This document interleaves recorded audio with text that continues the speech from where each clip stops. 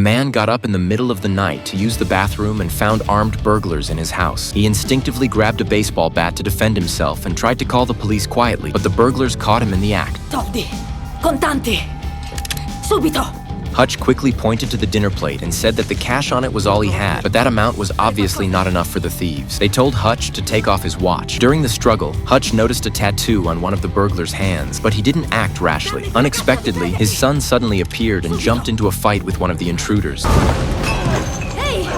Ehi, lascialo andare! Seeing this, Hutch meant to rush in and help, but then noticed the robber's gun was empty. Lascialo andare, figlio!